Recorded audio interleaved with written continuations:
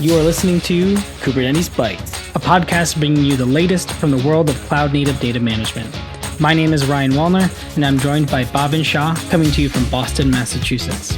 We'll be sharing our thoughts on recent cloud-native news and talking to industry experts about their experiences and challenges managing the wealth of data in today's cloud-native ecosystem.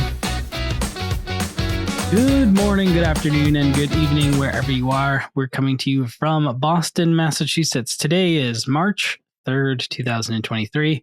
Hope everyone is doing well and staying safe. Let's dive into it. Bhavin, it's been a couple weeks, as per usual. Yep. Although I've talked to you before then. Anyway, what's going on with you? What have you been up to? I don't know, man. I'm just heads down into work. So Pure Storage has sales kickoff next week. So it's all getting ready for it and working on my presentations and labs and things like that. So keeping busy. And as you can see, I've been lazy enough. I still need a haircut, even though I fly out in 2 days. And then I know we keep talking about like the blind that I need to put on that window. You bought it, did you not? Right? I have it. I have had it for, I think, 4 weeks at this point. But it's just about like, I don't know, drilling a couple of holes in that window pane and then putting those blinds on. But yeah, I have been lazy. How about you, Ryan? What's going on? Yeah, it's all good. I've had a blind up. You can't see my window since I moved in here. Yeah. It's a great blind, I will admit. Did it myself. Very proud of it. Nice. If I seem slow down, I'm recovering from being sick. Got the coof. Shout out to Tim there for the third time, and this time I had I couldn't taste, which was a weird sensation. I mean, people often talked about that. Never happened to me until this time. I feel like first few times it was basically like I had allergies. I barely even noticed. This time it was strange. I had vertigo, and it's been a rough week. So recovering, catching up, those kind of things. I also did. I changed one of my summer plans, which I'm always looking forward to. Yeah. I was supposed to go out on this big trip to the Midwest, and I decided after planning it that 8 days in my car alone was not something I wanted to do. Okay. I was very okay with it for quite a long time. Even if I drove even longer, it'd be 3 days in the car for an event that is 3 nights, 4 days. So it's half the trip in the car. Not to work. And then I was, exactly. And then I was convincing someone to go with me on this trip. And I actually had them pretty hooked. Yeah. And then they convinced me hey, we have this other thing in our backyards in the Northeast. And it winds up that we're going to do this 10-day, 1,400-mile trip from New York to Maine over the summer, and we're doing that instead of me driving out there. And this time I get to hang out with my buddy. I get to do it. Nice. I get to be sort of in it the entire time, closer to home. I think it's overall a better choice driving cross country. Yeah, driving 8 days on your own, not a fun plan. I do wish to do that one day though, and maybe with the whole family and a camper or something like that, the typical thing that we'll do. I feel like there's so much to see in the US, especially in the Midwest. I have spent very little time out there. So I think during 2020, a guy I used to follow on Twitter, I still am, but he rented an RV or something like that, and basically drove from North Carolina through all the national parks, went to Washington, and then came back. Washington State, not DC, because that's not a fun trip. Exactly. Went all across the country, hitting all the different national parks, and did a loop back. So that did sound like a lot of fun. A lot of people rented and did those in 2020. I remember I looked to do it in a short period of time in 2020, or even maybe it was 21. And everything was rented out because everybody did it. And if you really want to get a kick, I think if you do a YouTube search, I think the Daily Show with Trevor Noah did a clip about how novice people rented RVs and didn't know how to operate them on freeways, tried to take exits like the ramps that they would usually do in their car, and boom, everything was toppling over. So well, I mean, they will rent you and just send you on your way without much. As long as you have insurance. You ever rent a giant U-Haul truck and you're in this thing I shouldn't be driving this thing. That's how I feel like you feel. Anyway, yeah. So I'm looking forward to that. And other than that, I'm looking forward to this weekend. Got some snow coming, but gonna chill, I think, at home. I was gonna head to New York and visit some family, but with 9 or so inches of snow potentially, probably not. Well, I'm glad you're doing better. Yeah, thank you. Yeah, no, I am too. It's like, and especially it was break here, so like, I couldn't fully enjoy it. Anyway, gotcha. Small potatoes. The show for this week is Bhavin and I. You haven't had a show with just Bhavin and I in quite some time. We like to do these every now and then, mix it in. And today is going to be about what is serverless. Going back to school. Going back to school, we like to kind of dive into topics, do sort of a mile wide, foot deep episode on what certain topics are. We actually are doing this on purpose. We have a couple guests lined up that are going to touch on some of these topics, so it feels appropriate. And but before we dive into that, we're going to do a little bit of news. We have a few things going on. Bhavin, why don't you kick us off? Yeah, sure. This week, over the last couple of weeks, we saw acquisitions and pivots from startups. So just talking about a couple of things. I think one of the vendors in our ecosystem, our friends at OnDat, got acquired by Akamai. And I know, and I think this news just broke out yesterday. So I know when we met the senior principal engineer at KubeCon, I forgot his name, that works for Linode, and how they want to build out the whole Kubernetes ecosystem and these edge deployments. Sorry? Stephen. Stephen Rust. Yes, thank you. And how they wanted to build these managed services out and at these edge locations and CDNs and offer it as a service. I think OnDat fits right in, like as that storage layer. So good for the people at OnDat that now have a new, bigger home and can have a bigger impact with the footprint that Akamai has already. Yeah, absolutely. I know OnDat was one of those players when we first, were in this sort of ecosystem with Portworx before we ever, were at Pure and things like that. And we were, always close and in touch with what they were doing. And now it's just exciting to see, all these players that entered 5 or 6 years ago, coming out on top. Obviously not everybody can, so it's really good to see everyone over at OnDat join a bigger family. And excited to see what I think Akamai is doing a lot of cool things, especially like you said with Linode and what they're doing with Kubernetes. I think I read an article recently that was like, it compared all the Kubernetes services out there. And Linode's was like the fastest to like bootstrap Kubernetes cluster. So little well, good job, Steven, I guess.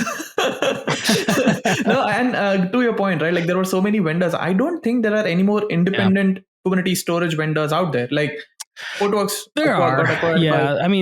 There definitely are. We talked about a few recently, but I feel like they came in after. After the first wave, I guess. I think the first wave OnDat is now Akamai. Robin is now Rakuten. Maya Data got acquired by Datacore. Portworx by Pure Storage. So like the first wave is kind of gone. Now we have the newer vendors, I guess. Yeah, it's good stuff. Nice. And then second, like after talking about acquisition, just wanted to highlight a pivot from one of the startups. And we had these people, or the CTO for ContainerIQ, on the podcast to talk about eBPF and give us a 101 overview of what eBPF is. They have decided to do a pivot and start a new content generation company or things like that. Again, I don't clearly understand what they are pivoting to, but it's just that I don't know what happened, but ContainerIQ has a new future which is not public yet. So they did like obviously transition the customers off to somebody else. We're waiting for those news, but ContainerIQ went through a pivot. So if you are looking for the one thing I really liked about them is how they created such a huge base of Kubernetes 101 articles, right? Like they had these native searches going on their website, and they had a lot of useful information. So we'll definitely miss that. But again, congrats to, I guess, the co-founders on a successful pivot, and now they can continue doing what they love. Absolutely.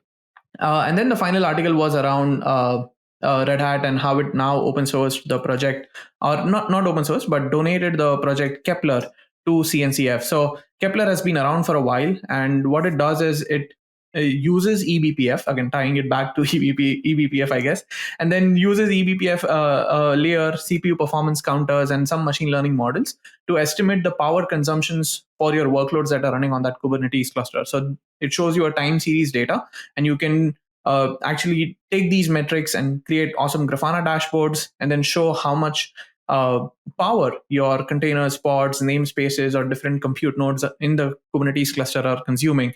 And Kepler can also help you take smarter orchestration or provisioning decisions. So if you wanted to provision workloads on nodes that are not as carbon footprint intensive, you can do that using Kepler and the Kubernetes scheduler. So interesting project that I came across. I just wanted to share it with the ecosystem.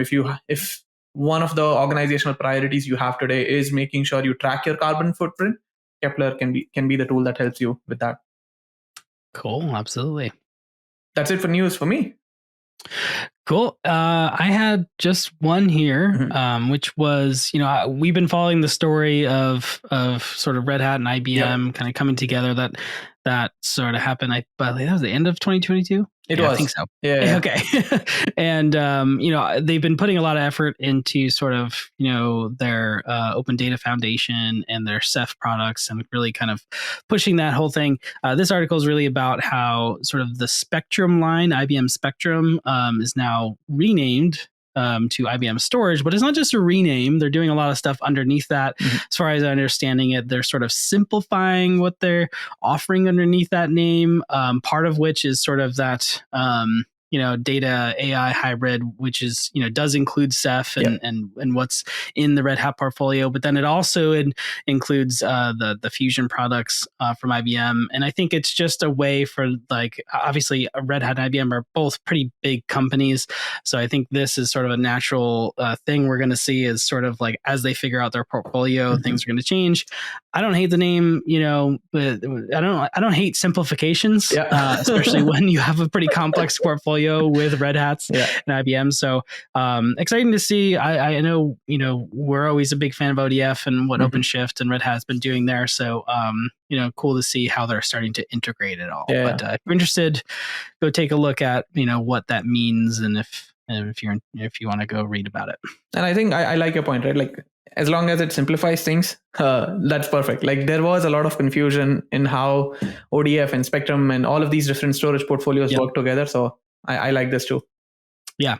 I think in a complex, multi-layered landscape like we are always living in, simplification is an underrated thing to do when you're living in a world of abstractions. Yep. Speaking of abstractions. Let's talk about serverless. That's an awesome segue, dude. First, let's talk about the name serverless and what it actually means. Do you want to kick us off there? Yeah, sure. So serverless computing, I think when the word was first introduced, there was a lot of pushback around there are actually servers there. There's still pushback. Yeah. I know. I think whenever you talk about serverless, that's the first disclaimer that you have to give to the listeners. Okay, yes, everybody knows there are servers there. It's just about the management, as you rightly pointed out. It's about the abstraction. Am I the one who is responsible for managing those servers? If I'm not, then it's serverless for me. I'm just worried about how my applications are running or how do I deploy my applications. I don't really care about what the infrastructure stack looks like. So I think that's a good overview for me for what serverless is in just a one line. Yeah, I mean, should we call it managementless? Really, every article you read will say something along the lines of, this is what serverless is, but lo and behold, things are still running on the server somewhere. Yeah. You just do not have to be aware of it. And the way I kind of think about it is, you almost have to go, because we're living in this Kubernetes cloud native world, and this is what this podcast is really about. If we take a step back and think about how servers were pets. Servers were provisioned, your application was put on it, you had to manage it, to think about it. This is really sort of an extension of now, okay, you can send your application off to run somewhere and not have to worry about the rest of it, right? I feel like it's often conflated because we're living in this Kubernetes world of we deal with infrastructure a lot, right?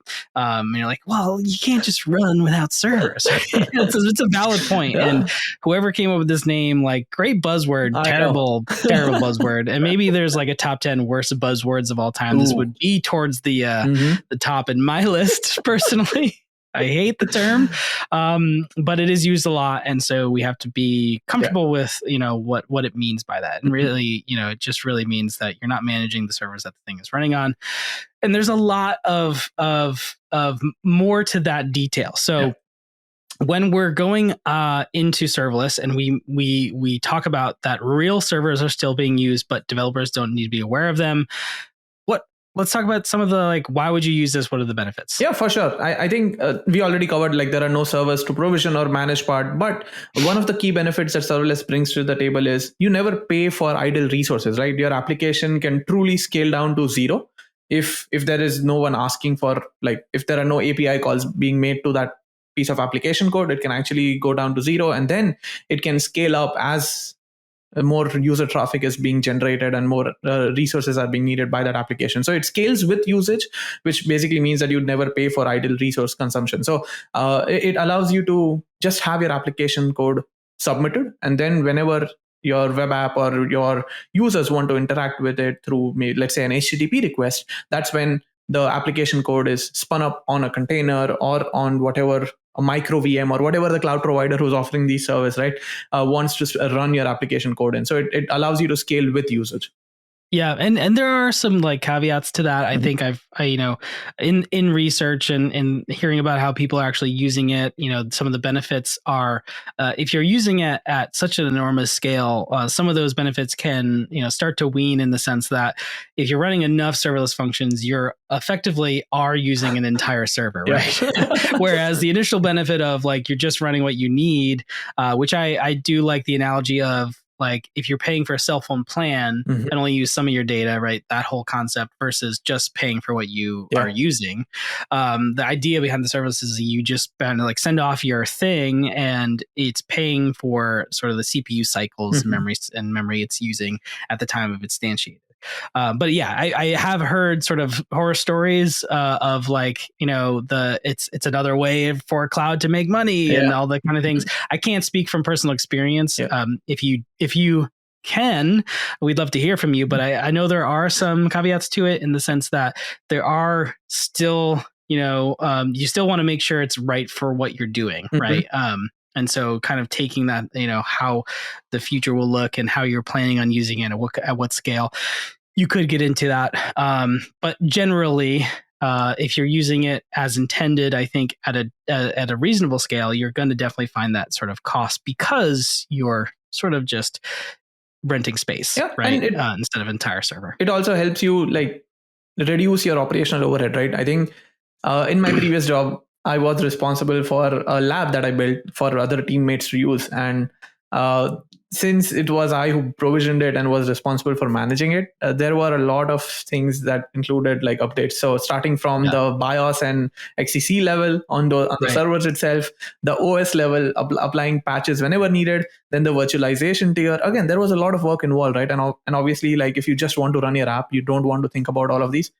Given there are some of these challenges were already solved by cloud computing, but then if you're running EC2 instances, maybe you have to patch those EC2 instances as well. So this is taking that level of abstraction one layer ahead or above, and just allowing you to focus on your application code. And And I think we have the bullet point here, simplified backend code. Yeah. You'll probably see that in a bunch of articles. And really that just means that instead of writing all the code to instantiate an entire server to serve maybe a particular function in the backend code, you might be able to just write that function, hand it off to the serverless platform. We'll talk more about platforms and what you get out of them.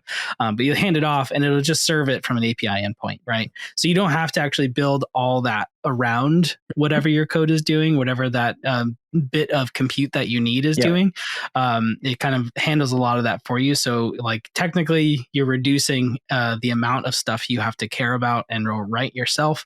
That being said, right, the natural question I think is there is sort of this question around lock-in in the sense that I don't think there's a standard sort of interface for serverless functions or serverless code that works across cloud providers or anything like that. It doesn't, right? But I think that's what we'll talk about in the later half of the podcast, where projects like KNative, if you're running Kubernetes, projects like KNative gives you that standardized interface to run serverless functions anywhere you want. But if you're talking about things like AWS Lambda or Azure Functions or Google Cloud Functions, there isn't that real uniform layer that can allow you to take a Lambda and then run it on Azure Functions, as you said.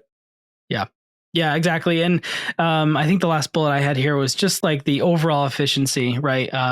If you're only focusing on stuff that matters, technically, your devs can focus on what matters, etc. All those fancy sounding things. I'll say that, serverless is often sort of touted as like, oh, well, just throw serverless at it. Again, we're a proponent of using the right tool for the right job. Yep. I think we've talked about that many times on this podcast, especially in the context of, Kubernetes or even in the WASM episode, I believe. So it really begs to do the research of like, okay, here's what serverless is. Here's what it's supposed to give you. Does it fit what I'm trying to do? And hopefully we'll have some guests on that can talk to that exact point. Wink, wink, nudge, nudge, and and so forth. So we have a few drawbacks here. I can kick it off with the first one, which is the concept of sort of cold and warm start, right? There's a lot of articles out there that talk about cold starts, warm starts, how serverless has this kind of sort of an inherent problem of cold start. There's people out there that say, like, hey, let's stop talking about this because it's just like it's a edge case, and it's used as a scapegoat for like why not to use serverless. And then there's a lot of people out there that are like, it's mostly been solved, etc. But the idea as a cold start is in serverless, you don't own your servers, you don't own your compute, so you're not putting your application out there, and it's not sitting there waiting, for a request to come in for it to be used all the time. Necessarily. After a certain point, sort of time, there's sort of an initial spin up time. If that serverless endpoint hasn't been used for a while, it may go dormant because it's essentially rented space. So if it is going to be used after some time, it sort of has to become ready and then be used. So there's a lag, basically. And certain platforms are better at instantiating than others. I'm sure there's differences between those platforms, but the idea of a cold start is that's what you're getting to. That's a potential issue versus a warm start is the thing's ready for you to use and it'll respond right away. Yeah, and so put this in terms of like people that are using virtual machines today, right? Like your VM is always running, and that's why whenever a request comes in, you have your application ready to respond. But then let's say if you had cold start problems in VMs, obviously VMs have a much larger footprint, but the time it takes for the VMs to actually boot up and then the application to be up and running is the cold start issue. That's the timeline, right? Like you need your underlying orchestration layer to make sure that your application is ready to serve code. And that's the same issue. It completely translates to how serverless works or how functions work. Yeah. And I think it's become more of a prominent topic in serverless because you never have the ability to just always run the thing. I mean, there is, a certain level of, expectation for how that thing is available, depending on the platform, but you never really own it yourself outright. So, I think, again, this just comes back to what are you trying to accomplish, right? Cold start may be really beneficial to you because you can scale down to zero, right? I mean, if your primary objective is like potentially saving costs and cutting costs and using serverless in a very specific way, maybe cold start is like, something you just deal with. You monitor, you kind of figure out which ones are the problems. But if you're going into it sort of blind and then this happens to you, I think figuring it out again, understanding that it's a thing. I think talking about use cases, right? I think let's use an example. So like, let's say I'm building a website which has the ability for you to upload your own photos and will give you different resolutions. So your website front end shouldn't be serverless because if your website is taking too much time to load, your users might go to a different site or churn away from your application. But you don't need the backend components where once you upload that file, what happens is always online. So once a user accesses your application, uploads that image, that's when your function or your serverless function can be online, take that, and they do all the backend processing. So that can be a possibility where you save on costs. I think one of the examples that I really loved in the early days, I think this was like 4 or 5 years back. I don't know if you remember this, Ryan, but Cloud Guru, right? They used to be a training platform for AWS users. So I did all 3 of my AWS certs through Cloud Guru. they were a completely serverless hosting platform. So obviously they didn't need their videos and the media players to be available all the time. Only when you log in and you hit play, you select a course and you hit play, that's when they spun up resources. It was a really interesting use case because they showed that they can save like $5 or $6 million a year just by using serverless functions instead of having EC2 instances be ready all the time for that use case. Yeah, and I think web is definitely where you see this a lot. Maybe e-commerce, right? Those kind of things where there's certain sort of widgets or functions. When I say widget, I feel like such an old person. No offense. You use the word widget a lot, but I like cringed a little bit when I said it. Anyway, there's certain things that aren't used a lot on your website. Those are perfect examples. I think I see a lot of the examples in web most of the time. Anyway, the other thing is obviously you don't own a lot of the infrastructure, any of the infrastructure. So to speak. So you are giving sort of your trust to that vendor who owns sort of the security of all those things, which again isn't always a bad thing. I think it depends on who you are, right? I feel like we come to this middle ground a lot on the show, but maybe just because there are a lot of use cases. Depends if you're working in the government or if you're working for a bank or if you're a startup. Like there's obviously different requirements that you have. One of which you may be more or less comfortable handing over things like security or having the amount of input, those kind of things. Yeah. So. But if you are just another organization that's using the cloud and using serverless, I think AWS has many more resources and smart people working for them, and they can spend that money to make sure the layers are secure than you with a team of 3 people can. So like shared security model obviously helps organizations who don't want to take in all of that additional work on their own. Exactly.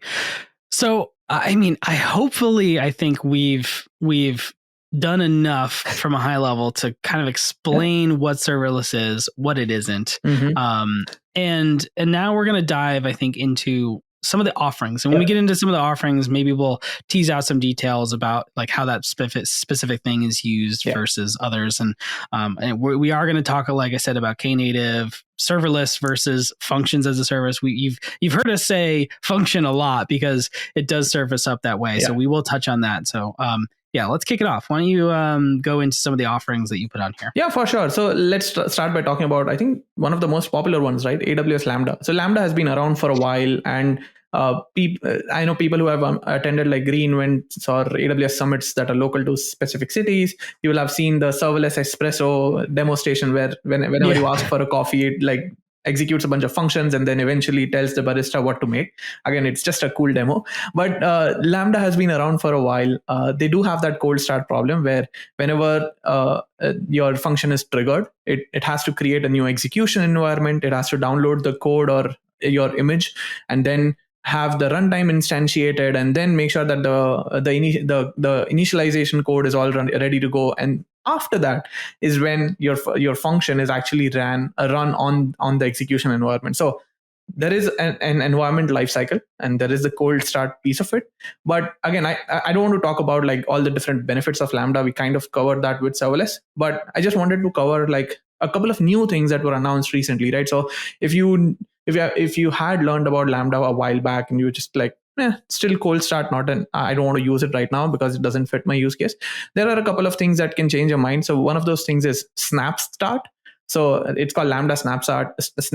I don't know why I'm having issues saying that word, but what it does is whenever your function or serverless function gets triggered for the first time, it goes through that cold start process and then it takes a snapshot of that execution environment. So it's ready for that warm start. So whenever a second request comes in, it checks whether there is an already running execution environment.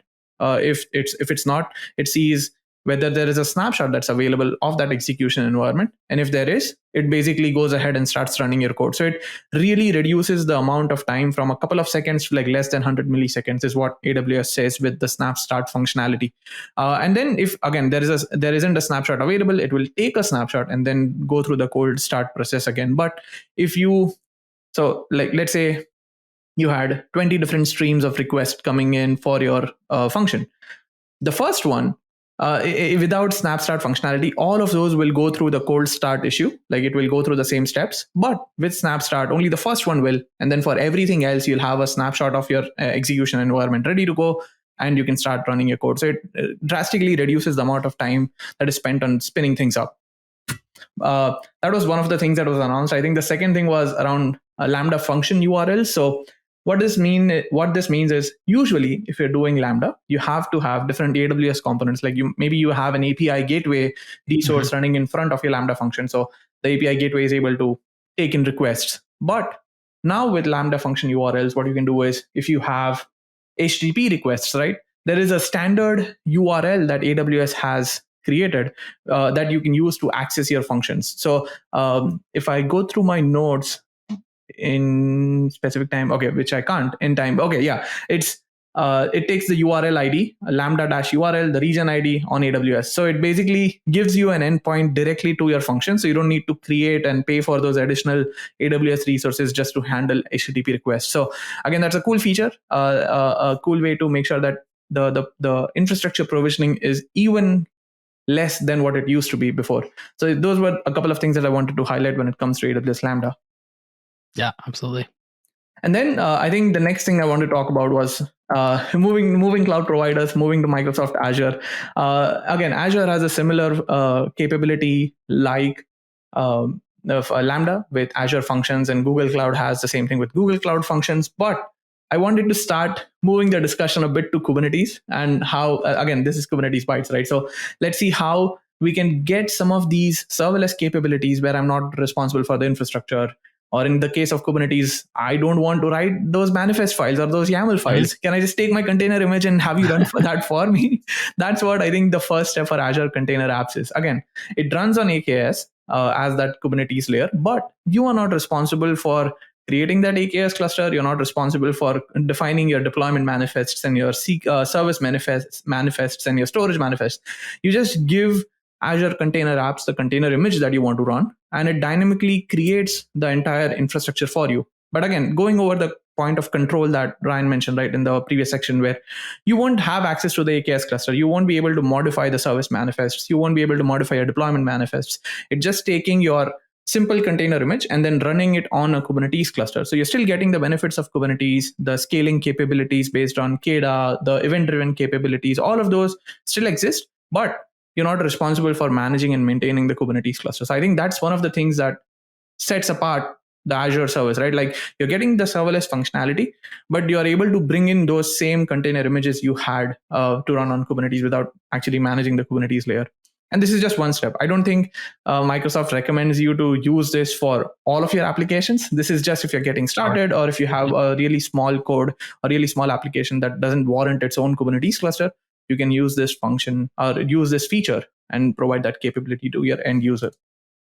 Absolutely. And something interesting about Azure and sort of their serverless concepts is, as we mentioned before, it really just means that you're not caring about the physical server. And Azure actually has the concept of a serverless tier for databases as well. Yep. So if you look at Azure SQL Database serverless, it's sort of it almost feels like it conflicts with a lot of what we've already been talking about, but the idea is still the same. You're not managing the compute, and your database only runs when it needs to. So again, this means that the database will actually pause itself when it's dormant or not being used, and warm back up when it's kind of instantiated. An event comes in that it needs to be accessed.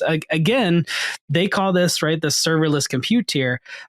It's really just another compute tier that you don't have to manage the compute. That's all that serverless is just thrown in there. Again, this is one of the examples I just kind of hate the idea of, because I first I hear serverless database, I'm like, oh, how would that work? The database just goes away. So every time you have to spin it up again. Yeah. And they do kind of go into scenario. If you look it up, they go into scenarios that's suited for this, meaning if it's unpredictable usage and it has periods of inactivity, then it might be fine for this database to be like, oh, it needs to wake up and I'll serve you whatever data you need and then go back to sleep. And then, that actually is a good use case for, saving the cost instead of just the alternative, which is you boot up this SQL server. It runs all the time. And maybe it's only accessed on Wednesday nights it's 3 months. Like, I don't know. Right. But the idea is like, that wouldn't make sense. Right. Yeah. So again, this is another example of the term serverless use in a different way than say what we're talking about in sort of the smaller sort of functions and stuff that we're about to talk about, or even more, or even compared to something like Lambda. And I think I'm pretty sure we'll get a lot of comments on this. Like AWS has the same thing. Like AWS Database Managed Services has that serverless tier where I think they call it Fargate or something like that. But yeah, I haven't done much research into the database serverless things. This episode is just focused on the compute layer, I guess.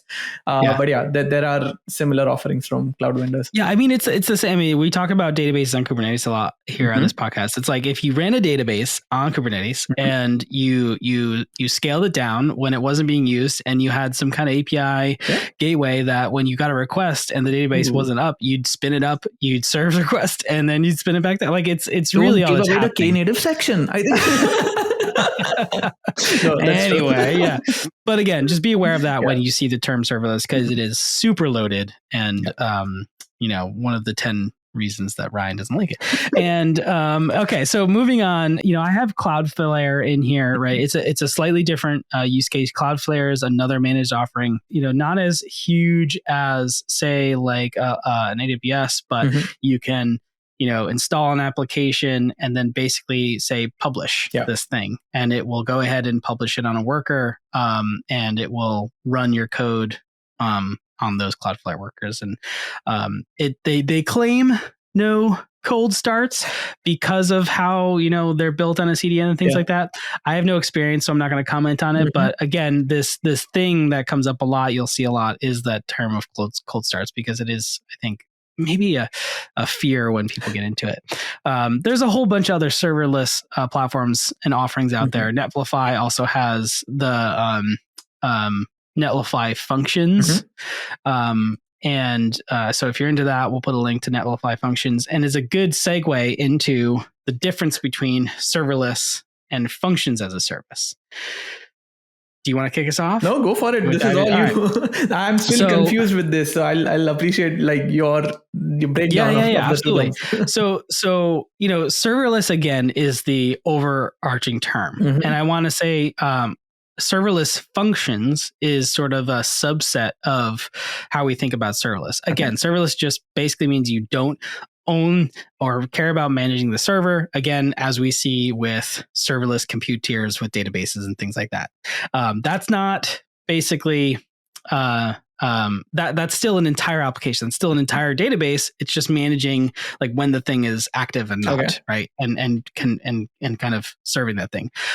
Serverless functions takes that a step further. So it's a further abstraction of a serverless compute as a whole application versus running part of an application. So think about, like you said before, you have a web application that maybe, serves, images or stores images or lets you search for those images.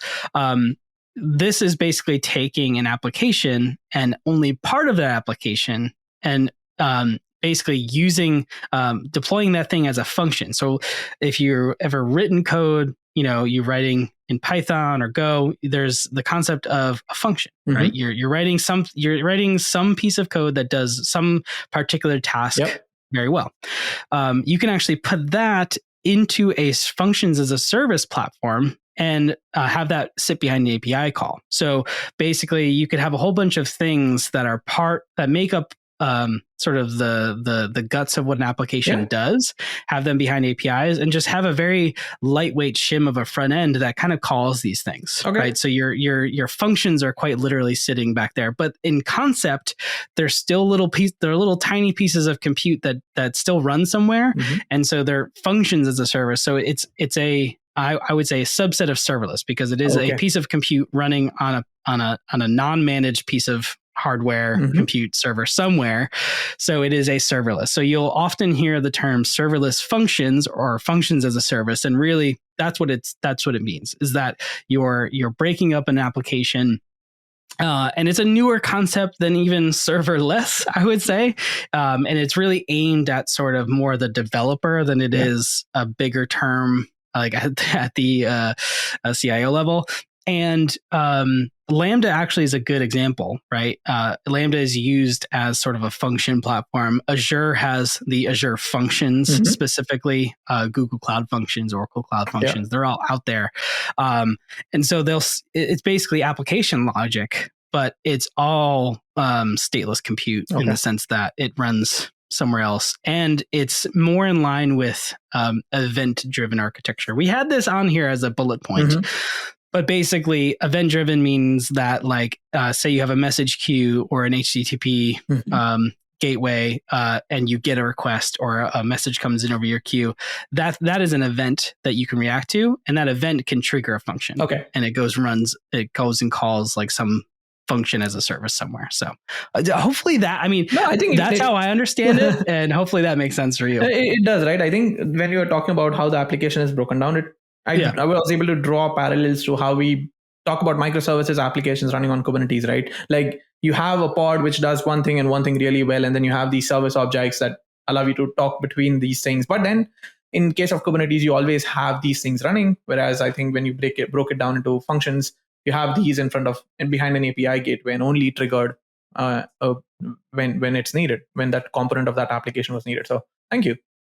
Yeah, absolutely. I would say like in the AWS like realm of things, the Fargate maps better to the general serverless term, and AWS Lambda maps better to the functions term.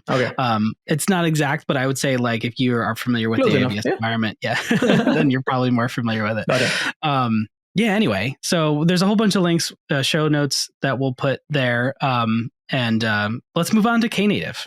And KNative has been around for a while, right? Like, again, we heard KNative in like 2017-18, I think, if I remember correctly. But I looked at KNative when it was still starting up, and that's another option of running serverless. I thought my understanding at that point was it's just people trying to use buzzwords and come up with a new open source project.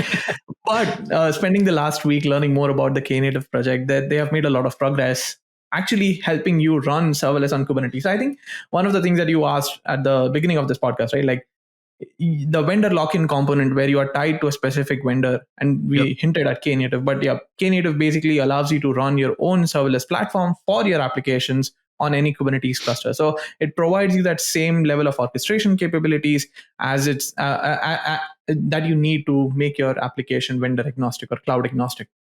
I think looking at the KNative project itself, it is broken down into three major themes, themes being serving, eventing, and functions. Again, I think from the research that I've done, I'll spend a lot of time on serving and then maybe a bit on eventing as well. But KNative serving is that serverless capability, right? So it defines what is it? Like KNative serving defines a set of objects or custom resources or CRDs or custom resource definitions that are used to define and control how serverless workloads behave on your Kubernetes cluster. Again, this can run on any Kubernetes cluster, as we have killed that point to death, but it provides the same set of CRDs and resources for you to use. The first one being a service CRD. This is not Kubernetes service. It's just a KNative service, which basically manages the whole life cycle of your workload. So you define a KNative service, and as part of that definition, you specify things like configuration and revisions. So configuration is your application configuration, and revisions help you define different levels or different versions of your application itself. So you might have V1, V2, V3, and then you have a different CRD called a route. And using the serving CRD, you can specify, route, you can do traffic routing or traffic routing. So you can define in the route object that 20% of my traffic needs to go to revision V1, 50% goes through version V2, and then the remaining 30% has to go to V3. And again, revisions are immutable, right? So if you make any change to a revision through the configuration object, that creates a new revision. So revisions actually give you that immutable thing, so you can test out very specific versions of your code, see how users react to it, and then if If you wanted to kill a revision, you can, and then just promote or send all your traffic to a specific revision. All of that is built in. All of these capabilities are built in and can be defined with a simple YAML file. So if we break down the architecture, right? So you have a Knative service. Okay, I'm going to use my hands a lot. So if you're listening to the audio podcast, maybe check out our YouTube channel. Shameless plug, right? But you have a Knative service box at the top. And then let's imagine there is a route box on the left side of it, and then a configuration box on the right side of it, below the Knative service. So you have user traffic coming in from the route section. And then, as we said, right, the route helps you define traffic routing. So you can send specific versions of revisions, specific traffic to specific revision versions. And then each revision, and this is how it ties back to Kubernetes resources, each revision deploys a Kubernetes deployment object. So now I guess we are in the familiar territory of Kubernetes deployments and Kubernetes objects. So when you have a revision, it points to a deployment, and that's how you can have multiple revisions mapping to multiple deployments. And each deployment will have application pods. Again, this will depend on how much traffic you are expecting. So it can scale to 0, or it can scale to say 100 if you have a lot of traffic coming in for that specific revision. Since it's a deployment, it should have a pod. So you will have a pod with a couple of containers. One container is your user application, your application code. And then they have a special component called queue-proxy, which is basically responsible for keeping a track of the number of requests that are coming into the pod. So it basically works with another Knative component called the autoscaler. So autoscaler is responsible for looking at this queue-proxy metrics. And if it's reaching a point where it needs to spin up more pods in that deployment object or increase that replica count for that deployment object, it will automatically do that. So without the user getting involved, the autoscaler component looks at those metrics, spins up more pods if you're getting new traffic. So that's how the autoscaling component works in Knative. But I think one of the things that we discussed when we are talking about serverless is the actual scale to 0. So let's talk about how scale to 0 works. So scale to 0 is actually achieved because, like, okay, if you don't have any requests and your application is you don't have any pods or deployment objects, how does autoscaler know when to spin it up? Because right now autoscaler only looks at the metrics already in your pod to scale up replicas. So the Knative has another component called activator.